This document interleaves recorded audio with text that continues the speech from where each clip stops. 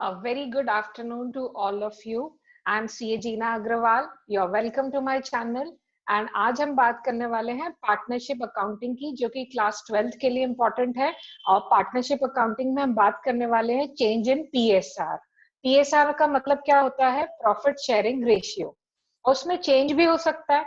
Let's say कि ABC 3 partners हैं और थोड़े समय बाद उन्होंने अपना जो प्रॉफिट शेयरिंग का रेशियो है उसको चेंज करा। तो अभी हो सकता है कि किसी एक का रेशियो बढ़ जाए, किसी एक का रेशियो कम हो जाए।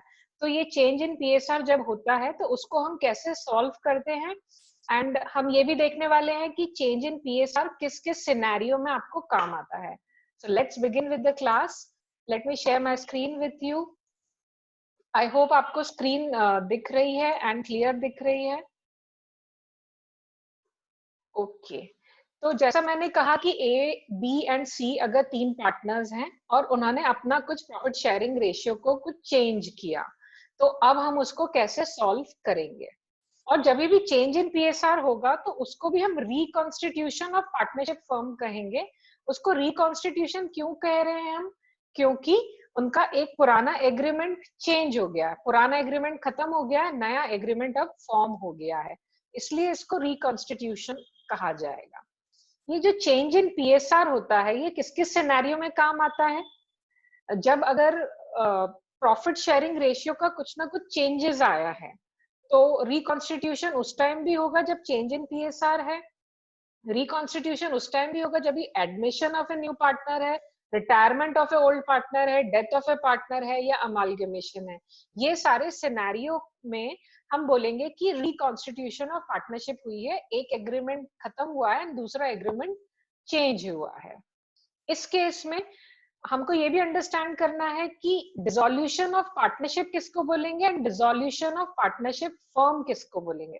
जब ये सारे ऊपर वाले केसेस में से कुछ भी होगा तो हम बोलेंगे डिसोल्यूशन ऑफ पार्टनरशिप हुई है, मीन्स उनके रिलेशन में कुछ चेंज आया है, एग्रीमेंट में कुछ चेंज आया है। लेकिन जब पूरा बिजनेस खत्म कर रहे होंगे तब हम बोलेंगे कि फर्म का डिसोल्यूशन हुआ है। आई होप आपको समझ में आ रहा है कि पार्टनरशिप एंड पार्टनरशिप फर्म, इन दोनों में क्या फर्क है। जब केवल कुछ रिलेशन चेंज हुआ है, एक एडमिशन हुआ है, एक रिटायरमेंट हुआ है, चेंज इन पीएसआर हुआ है, तब केवल डिसोल्यूशन ऑफ पार्टनरशिप हो रहा है। लेकिन जब पूरा बिजनेस खत्म कर रहे होंगे, जब सारी चीजों का एसेट्स लायबिलिटी सबका डिस्ट्रीब्यूशन हो जाएगा, सबका खत्म कर दिया जाएगा, तब हम बोलेंगे कि डिसोल्यूशन ऑफ पार्टनरशिप फर्म हुई है। चेंज इन पीएसआर जैसा मैंने कहा कि अगर एबीसी पार्टनर्स हैं या एक्सवाईजेड पार्टनर्स हैं, अभी तक वो किसी और इक्वल रेशियो में शेयर कर रहे थे, अब किसी और न्यू रेशियो में चेंज कर रहे, तो हम बोलेंगे change in profit sharing ratio हुआ है। जब भी चेंज की बात आएगी तो हमको बहुत सारे रेशियोज कैलकुलेट करने रहेंगे। एक होगा हमारा सैक्रिफाइसिंग रेशियो, दूसरा हो सकता है हमारा गेन रेशियो, तीसरा होगा हमारा न्यू रेशियो, और ओल्ड रेशियो तो हमें ऑलरेडी दिया हुआ होगा। चलिए एक एग्जाम्पल के थ्रू इसको चेक करते हैं कि XYZ 3 पार्टनर्स दिए हुए क्वेश्चन में एंड 2:3:5 उनका रेशियो है। अभी Y रिटायर हो रहा है एंड जो Y का शेयर है वो X और Z ने किस रेशियो में लिया है? 4:1 में लिया है। तो अब इसको हम कैलकुलेट करके देखते हैं कि Y का क्या शेयर था? 3 डिवाइडेड बाय 10, इन सबका टोटल करेंगे तो 10 है, मींस Y का रेशियो था 3/10। इसमें से 4/5 X को दिया और ये 3/10 का 1/5 Z को दिया। ये मल्टीप्लिकेशन करके हमको पता चल गया कि X को कितना मिला एंड Z को कितना मिला। तो अब X का न्यू शेयर कैसे निकालेंगे? Old share plus the new one plus the gaining ratio, या Z का कैसे निकालेंगे? Old plus the gaining ratio. और इनका गेनिंग रेशियो तो ये आ गया 12/50:3/50, 4:1 इनका गेनिंग रेशियो है। एक और क्वेश्चन देखते हैं कि XYZ है, उनका करंट रेशियो कितना दिया हुआ है? 5:3:2 दिया हुआ है। अब हमको new ratio, sacrifice ratio, gain ratio निकालना है अगर Z ने एक्वायर किया 1/5 share of X and 1/6 share of Y। तो हम देखते हैं X का पहले क्या था? X का पहले था 5/10।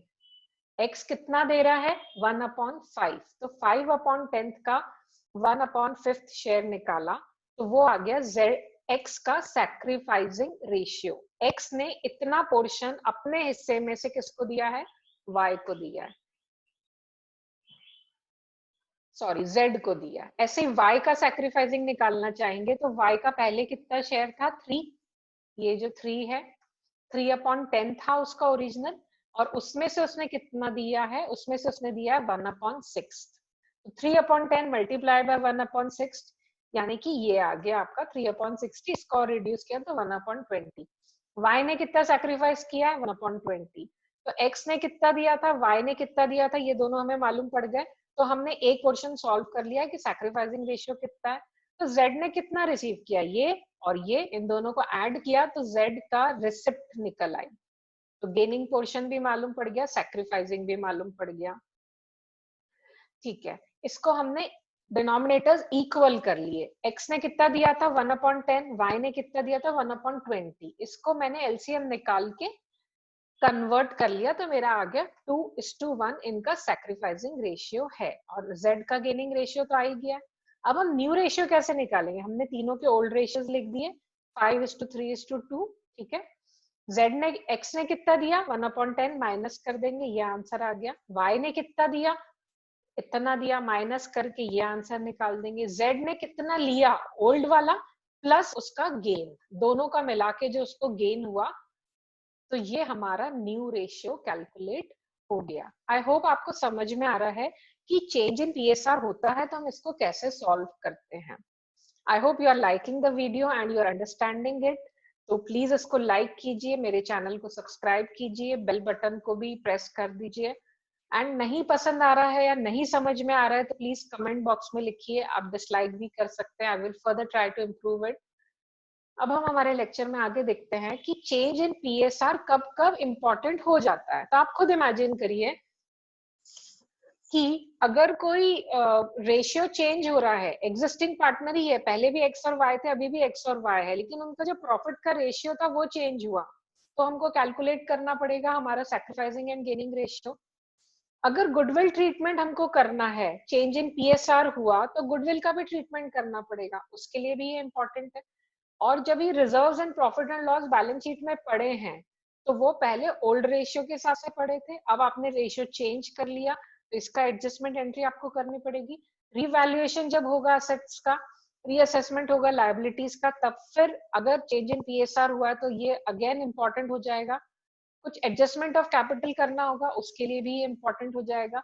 सो इन सारे सिनेरियो में चेंज इन पीएसआर का इंपॉर्टेंस रहेगा। I hope you have understood it. Thanks for watching. May God bless you.